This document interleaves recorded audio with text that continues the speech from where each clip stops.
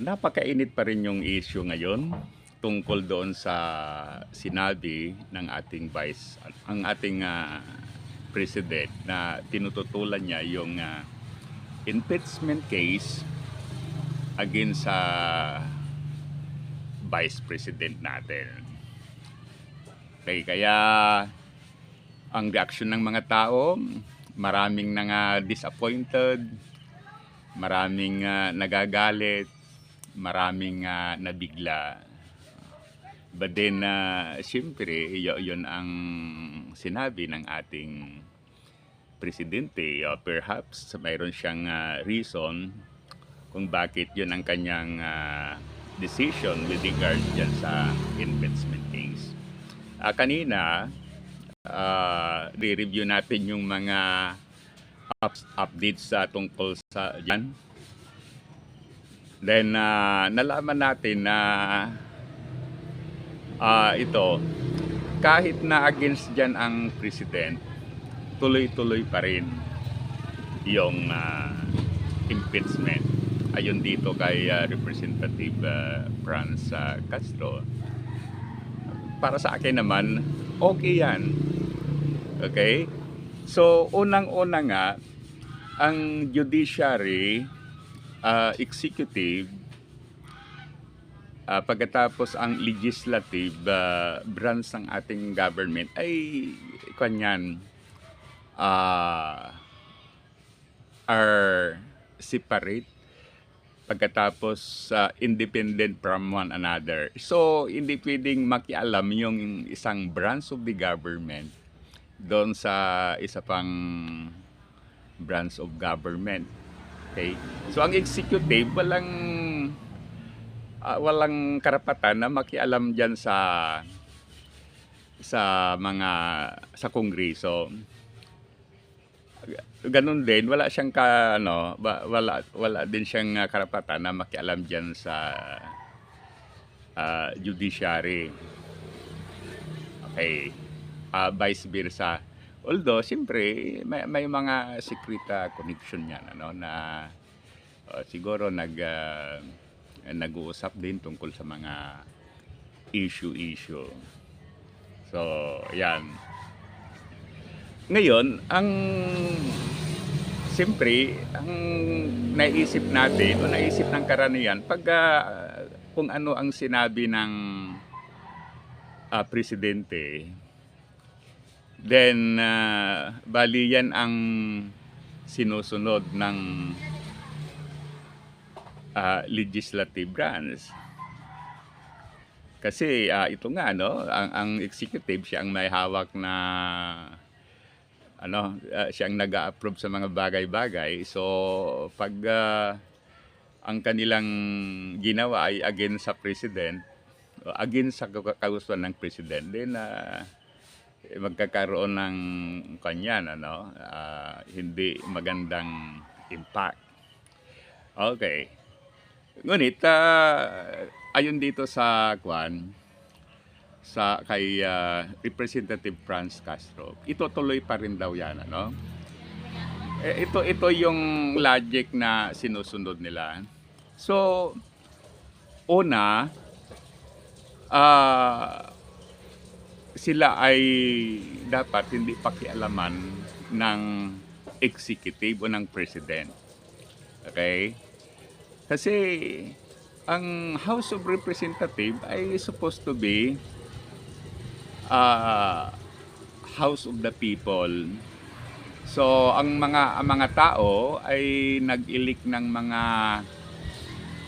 representative nila para kung ano ang kagustuhan ng mga constituent o yung mga tao, then dyan i-voice out sa House of Representatives. Diyan nila i-voice out Okay. Kaya kung titignan natin, okay lang. Ang ibig sabihin kung talagang maraming mga tao ang gusto na matuloy yung impeachment against the Vice President, then tuloy-tuloy yan, walang makakapigil kasi yun nga ang kagustuhan ng mga tao. Remember nga yung sinabi natin, ang mga congressmen natin are the representative of the people. Representative din yung mga groups, like yung mga party list, ano. So in other words, kanyan.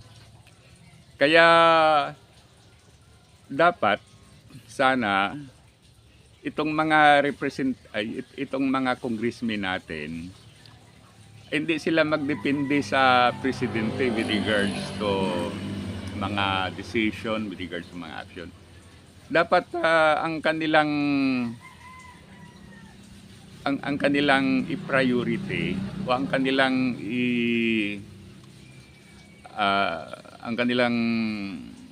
gustong mangyari diyan sa Kongreso ay yung kagustuhan ng mga mamamayan na kanilang ni-represent. Okay?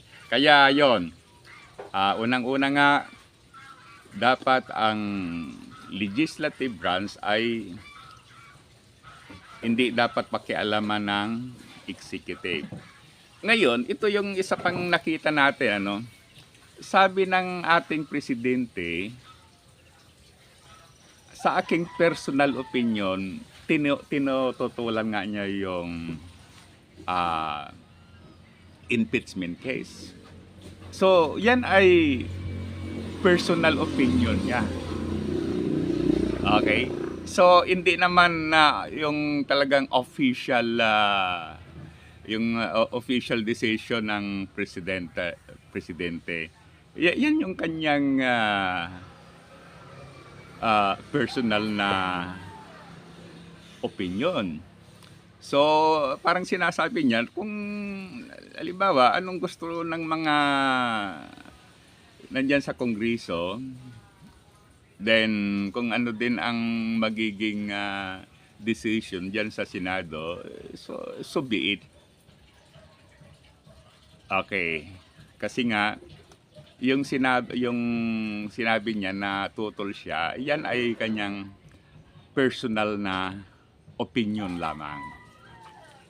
Okay? Kaya malamang matutuloy yan. Okay? Kaya yung mga na-discourage, parang nagalit dahil hindi natuloy yung impeachment, sa palagay ko, matutuloy pa rin yan. Okay? Pagkatapos, ito pa, no? Talagang lahat ng Pilipino gusto na maalis yung graft and corruption, if not ma-minimize lamang. Talagang yan ang majority wish nating mga Pilipino. Okay.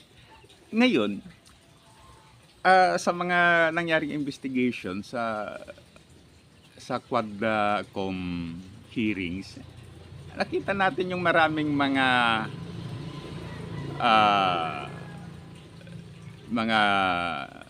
anomalya, mga ganito, pagpiki, etc., etc. So, ngayon, pabayaan pa natin ang mga yan. Okay? Dapat, mayroon ng investigation ukol dyan. Then, dapat hindi masayang yung pagsisikap ng Kongreso o the lower house na hindi masayang yung kanilang effort with regards to that investigation. May mga anomalya na uncovered, may mga pagnanakaw, whatever na nakita na kung susuriin mo, talagang nangyari. So, dapat talaga parusahan yung whatever naging accessories ng mga anomalya na yon o yung gumawa ng mga anomalya na yon, dapat maparusahan sila. Okay? So, ang isang magandang kwan dyan ay yung maalis itong Vice President. Okay? Para